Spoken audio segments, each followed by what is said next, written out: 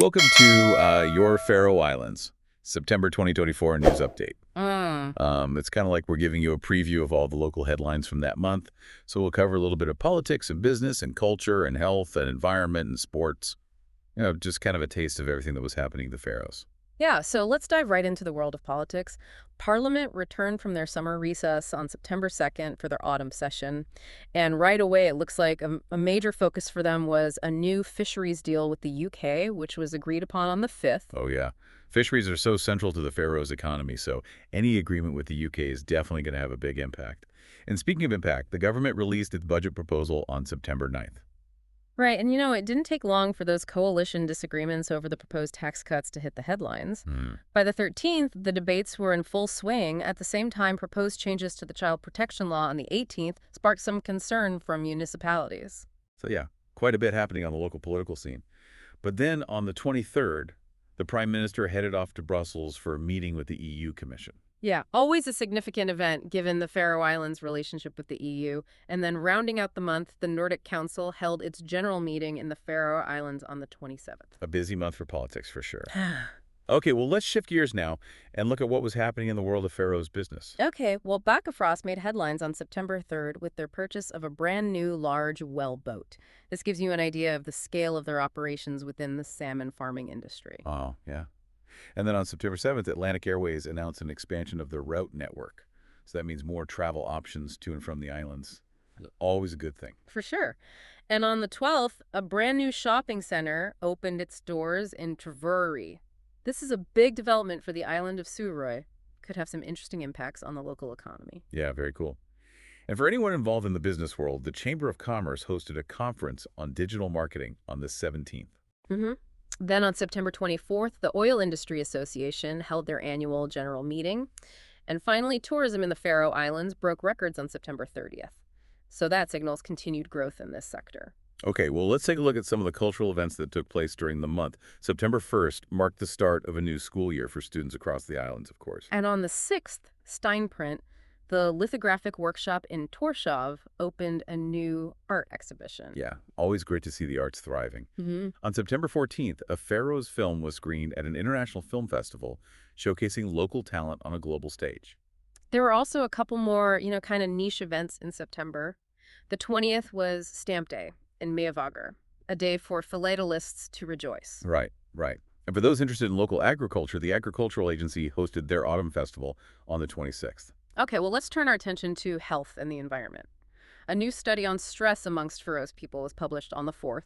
It's always important to understand those factors impacting well-being. Then on the 19th, the National Hospital held a theme day dedicated to diabetes awareness. And on the environmental front, Tórshavn Municipality hosted their Environment Week initiative starting on the 10th. However, research results released on the 25th revealed the presence of microplastics in Faroes waters, a sobering reminder of the reach of pollution. Yeah, that is. Okay, well, let's wrap up with a quick look at the world of sports.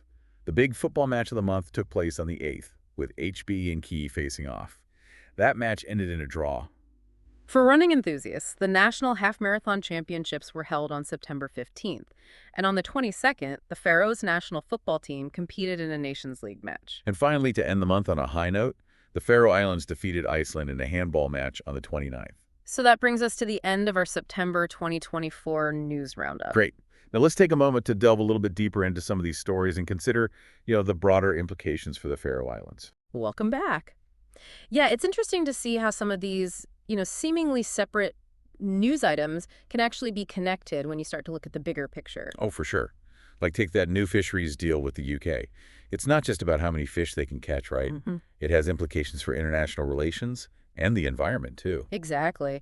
And you think about the government's budget proposal, those tax cut debates really reflect different economic philosophies and priorities for the future of the Faroe Islands. Mm-hmm.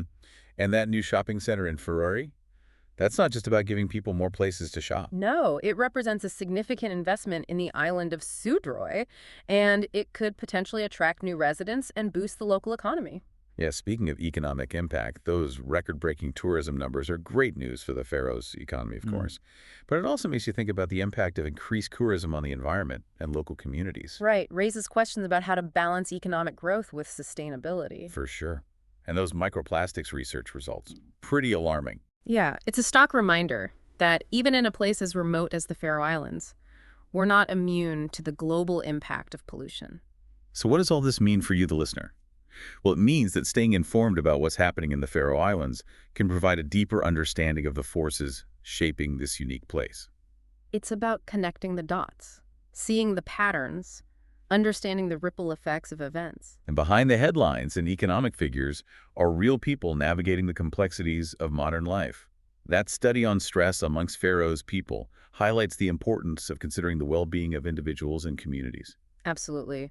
So, were there any specific events from September 2024 that particularly caught your attention? I was really struck by that new wellboat purchase by Bakkafrost. Yeah. It's kind of a powerful symbol of the scale and continued growth of the salmon farming industry here in the Faroe Islands. Yeah, it definitely highlights the significance of salmon farming to the Faroes economy. For me, I found myself thinking about the long-term implications of that new UK fisheries deal. Yeah, it will be interesting to see how that agreement shapes the fishing industry in the years to come. And of course, this deep dive has only given you a snapshot of September 2024. The story doesn't end here. Right. These events will continue to unfold, evolve, and have ripple effects throughout the rest of the year and beyond. Well, let's wrap up with some final thoughts. It seems like every single event we talked about this month is just the tip of the iceberg. Right, like the opening of that new shopping center in Føroyar. It'll be fascinating to see how it impacts the local economy and community in the long term. Yeah, and those proposed changes to the child protection law, that story's far from over, right? It'll be interesting to follow how that unfolds and what impact it ultimately has on families in the Faroe Islands. Totally. And what about those record-breaking tourism numbers? Will the Faroe Islands continue to see such significant growth in the tourism sector? What new challenges and opportunities will that bring? So many questions that remain unanswered, but that's what makes this so intriguing. We've only scratched the surface here. It's like we've given you a map, and now it's your turn to go exploring. Yeah. What story from September 2024 will you choose to follow? What will you learn next? What connections will you make? That's for you to decide. We hope this deep dive has sparked your curiosity and inspired you to delve deeper into the news and events shaping the Faroe Islands. Until next time, keep exploring, keep learning, and keep diving deep.